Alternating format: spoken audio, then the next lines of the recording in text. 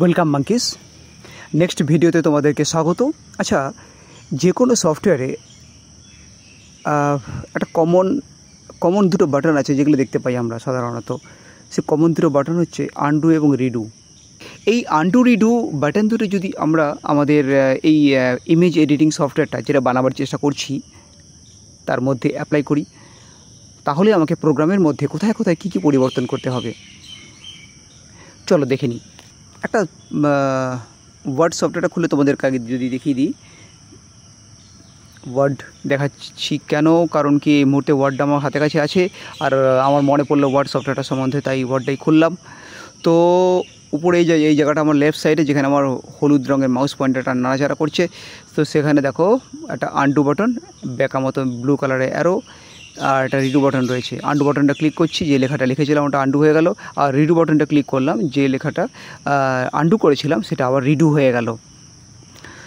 তো এই ব্যাপারটা সবারই জানা আছে, তো এটা নিয়ে বিশেষ কিছু বলার দরকার নেই। কিন্তু এই বাটন দুটো কী করে তৈরি করতে হবে, আর এই বাটন দুটো কী করে ইমেজটাকে কন্ট্রোল করবে, অর্থাৎ ইমেজের মধ্যে আমরা কোনো পরিবর্তন আনবো, কোনো এডিটিং করব, এডিটিং করার পর সেটাকে আনডু করব বা রিডু করব এবং তারপরে সেভ করার চেষ্টা করব, এই ব্যাপারগুলো কীভাবে একটার সঙ্গে আরেকটা মিশে থাকে এবং কীভাবে আরেকটাকে নিয়ে কাজ করে সেটা চলো দেখে নিই আমরা। এটা আমাদের ফুল প্রোগ্রামটা। তো এর মধ্যে আমরা কোথায় কোথায় কী কী পরিবর্তন করব, একদম উপরে চলে আসবো, একদম উপরে।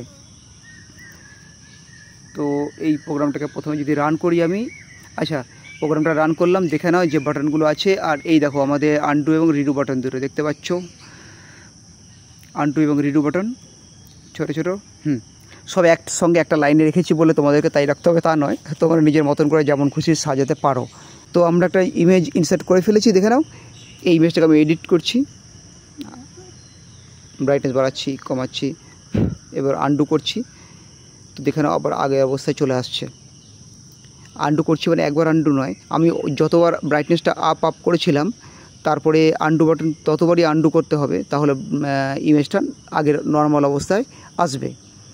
বা আমি যদি অনেকটা কন্ট্রাস্ট বাড়িয়ে ফেলি, 2বার 3বার বা 4বার ক্লিক করি, তারপরে আনডু করে আমি যদি এটা নর্মাল করতে চাই তাহলে আমাকে আনডু 4বারই করতে হবে। আবার যদি আমি আগের অবস্থায় ফিরে যেতে চাই তাহলে আমাকে রিডুও 4বার করতে হবে।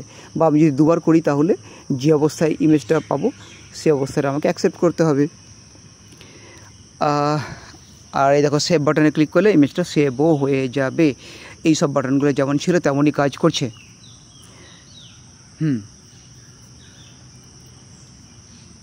সব ঠিক আছে। আচ্ছা নো করে দিচ্ছি আমি। আচ্ছা এদিকে দেখে নাও,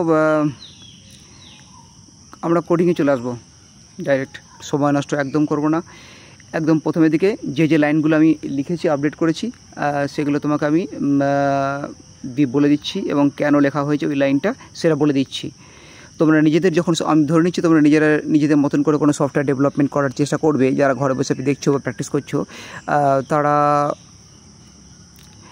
যদি কোনো জায়গায় আটকে যাও তাহলে এটা দেখে তোমাদের আই থিঙ্ক হেল্প হবে, এবং কোনো আইডিয়াও আসতে পারে কারো যে এরকম ধরনের একটা সফটওয়্যার বানানো যেতে পারে বা কিছু। দেখো একদম প্রথমের দিকে আনডু আন্ডারস্কোর স্ট্যাক এবং রিডু আন্ডারস্কোর স্ট্যাক নামে দুটো লিস্ট ক্রিয়েট করা হয়েছে। তো এই লিস্টের মধ্যে ভ্যালুটা স্ট্যাক অনুযায়ী, মানে পরপর যেভাবে একটি কি বলবো, যেভাবে একটি ধরো একটা ডিব্বা, ওই ডিব্বার মধ্যে আমরা বিস্কুটের কৌটোর মধ্যে আমরা বিস্কুটগুলো পরপর সাজিয়ে রাখি, ঠিক আছে। তো ভালো বিস্কুটগুলো নিচের দিকে রাখলাম, আর যেগুলো একটু খারাপ বা ভেঙে গেছে মনে হচ্ছে সেগুলো উপরের দিকে রাখলাম। যেগুলো চট করে উপরের দিকে কেন রাখলাম, যাতে ওই বিস্কুটগুলো চট করে বার করা যায়, খাওয়া যায়। যেটা উপরে আছে সেটা আগে বার করা যাবে।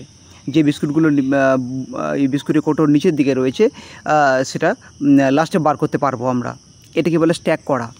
তো ইমেজের মধ্যে যে পরিবর্তনগুলো করব সেই পরিবর্তনগুলোর মধ্যে স্টোর হবে। আচ্ছা নেক্সট 2 নাম্বার দেখে নাও। Undo underscore stack equal to current underscore img.copy, এই যে লাইনটা, to underscore stack equal to current underscore img.copy। এখানে আনডু আন্ডারস্কোর স্ট্যাককে রিসেট করা হচ্ছে। এখানে ইকুয়াল টু দিয়ে যে একটা ব্র্যাকেটের মধ্যে লেখা হয়েছে current underscore IMG dot copy, copy ফাংশনকে এখানে কল করছে, কপি ফাংশনকে কল করছে current underscore image as a list হিসাবে। এ দেখো এটা একটা লিস্ট তৈরি করা হয়েছে। তো ব্যাপারটা কী হয়েছে, তো কারেন্ট ইমেজের মধ্যে যে বর্তমান ছবিটি রয়েছে তার একটি কপি, তার অরিজিনাল ছবিটি তার একটা কপি কিন্তু তার একটা কপি তোমার অ্যাজ এ লিস্ট হিসাবে আন্ডারস্কোর স্ট্যাকের মধ্যে ট্রান্সফার হচ্ছে। কারেন্ট ইমেজের মধ্যে যে পরিবর্তনটা হয়েছে এই মুহূর্তে যে ছবিটি আছে সেটা অ্যাজ এ কপি হিসাবে আন্ডারস্কোর স্ট্যাকের মধ্যে ট্রান্সফার হচ্ছে। তো current underscore IMG dot copy ফাংশনকে, কপি মেথডকে কল করছে। এটা একটা প্রিডিফাইন্ড ফাংশন, একটা কপি কিন্তু কারেন্ট স্ট্যাকের মধ্যে ট্রান্সফার করছে। অরিজিনাল ইমেজ যেটা ইনসার্ট করা হয়েছিল, অরিজিনাল ইমেজটার মধ্যে কোনো এফেক্ট কিন্তু আসছে না। একটা কারেন্ট ইমেজ মানে ইমেজের মধ্যে যে পরিবর্তনটা হলো, ব্রাইটনেস বাড়ানো হলো বা কমানো হলো, যে কন্ট্রাস্ট বাড়ানো হলো বা কমানো হলো, এই দুটো পরিবর্তনই আমরা তো করেছি। তো এই দুটো পরিবর্তনের মধ্যে যে পরিবর্তনগুলো করা হচ্ছে সেই পরিবর্তনটা অ্যাজ এ কপি হিসাবে স্ট্যাকের মধ্যে স্টোর করা হচ্ছে। এই কাজটা এই লাইনটি করছে, এই ফার্স্ট লাইনটা। আর সেকেন্ড লাইনটাতে কি লেখা হয়েছে, redo underscore stack equal to empty list create করা হয়েছে। এটা কিন্তু রিসেট করছে আন্ডু স্ট্যাককে, রিসেট করছে। তার মানে হলো যখন আমরা কোনো একটি ইমেজ ফার্স্ট টাইম ইনসার্ট করব সফটওয়্যারের মধ্যে, তখন যেন এই রিডু আন্ডারস্কোর স্ট্যাকের ভ্যালুটা আগে থেকেই ব্ল্যাঙ্ক থাকে বা ক্লিয়ার থাকে, বা এর মধ্যে যেন আগে থেকে কোনো রকম ভ্যালু না থাকে। ঠিক আছে, এই যে ব্যাপারটা কিন্তু দেখভাল করছে এই লাইনটি। নেক্সট, এরপরে আমরা অ্যাডজাস্ট ব্রাইটনেস এবং অ্যাডজাস্ট কন্ট্রাস্ট এই যে দুটো ফাংশন রয়েছে সেই ফাংশন দুটোর মধ্যে আপডেট আনছি। তো এই দুটো ফাংশনের মধ্যে কি করা হয়েছে দেখে নাও। আন্ডারস্কোর স্ট্যাক ডট অ্যাপেন্ড করা হয়েছে, অ্যাপেন্ডে যে লাইনটা, and current state to undo stack. আচ্ছা, এটা ব্যাপারে বলে দিচ্ছি আমি। তারপরে হচ্ছে redo underscore stack clear redo স্ট্যাককে আমরা এখানে ক্লিয়ার করছি। তো অ্যাডজাস্ট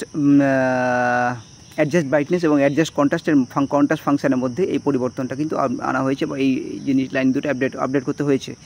আর শুধু অ্যাডজাস্ট ব্রাইটনেস অ্যাডজাস্ট কন্ট্রাস্টের মধ্যে না, যদি তোমার সফটওয়্যারের মধ্যে আরও যদি কোনো বাটন থাকতো যে বাটনগুলো ছবিটাকে এডিট করছে বা ছবিটার পিক্সেলের মধ্যে কোনো পরিবর্তন আনছে, যদি থাকতো কোনো বাটন, যেমন স্মার্ট টুল হতে পারে, বা ইমেজের মধ্যে যে কোনো রকম ফিল্টার তুমি বানিয়েছো, যে ফিল্টারটা ইমেজের মধ্যে কোনো পরিবর্তন আনছে থাকতো যদি, তাহলে সেই যে ফিল্টারটা বানিয়েছো তুমি এই ইমেজের মধ্যে পরিবর্তন আনার জন্য, সেই ফিল্টারের ফাংশনের মধ্যে তোমাকে কিন্তু এইভাবেই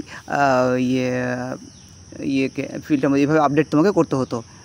আপডেট অ্যাডজাস্টমেন্ট ব্রাইটনেস আর অ্যাডজাস্টমেন্ট কন্ট্রাস্ট কী করছে, প্রতিবার আমরা ব্রাইটনেস যেটা বাড়াচ্ছি বা কমাচ্ছি, কন্ট্রাস্ট বাড়াচ্ছি বা কমাচ্ছি, যেটাই করছি না আমরা, সেই পরিবর্তনটা আমরা ইমেজের মধ্যে স্টোর করছি। সেই পরিবর্তনটা আমরা স্ট্যাকের মধ্যে স্টোর করছি। ঠিক আছে, স্ট্যাক সেটাকে সেটার একটা ইনফরমেশন রাখছে, বা বলতে পারো স্ট্যাক সেটার একটা রেকর্ড রাখছে যে কী পরিবর্তন করা হলো, প্রথমে কোনটা করা হলো, তারপরে কোন পরিবর্তনটা করা হলো, তারপরে কোন পরিবর্তনটা করা হলো, এই রেকর্ডটা রাখছে এই লাইনগুলি। এরপরে সবথেকে ইম্পর্টেন্ট একটা জায়গায় আমরা এলাম, নিউ একটা আন্ডু ফাংশন তৈরি করা হয়েছে নতুন। দেখো এই পুরো ফাংশনটা কিন্তু নতুন তৈরি করা হয়েছে। শুধু তাই না, তাই একটু নিচে তোমরা দেখবে একটা রিডু ফাংশনও আলাদা করে বানানো হয়েছে। দুটো ফাংশনে কাজ করার পদ্ধতি কিন্তু একই, কিন্তু একটু সামান্য ডিফারেন্স রয়েছে। একটা ফাংশন বুঝে গেলে তোমরা আরেকটা ফাংশন বুঝে যাবে। তো আন্ডু ফাংশনটা কীভাবে কাজ করছে এবং আন্ডু ফাংশনটার ব্যবহার কী সেটা নিয়ে একটু আলোচনা করে নেব। ফার্স্ট, DEF মানে ডিফাইন আন্ডু ফাংশন, এটা আন্ডু ফাংশনকে এখানে ডিফাইন করা হচ্ছে। নেক্সট, সেকেন্ড লাইনে কী করা হয়েছে, সেকেন্ড লাইনে একটি গ্লোবাল ভেরিয়েবল ক্রিয়েট করা হয়েছে, current underscore image undo underscore stack, redo underscore stack এবং ইমেজ আন্ডারস্কোর সেভড।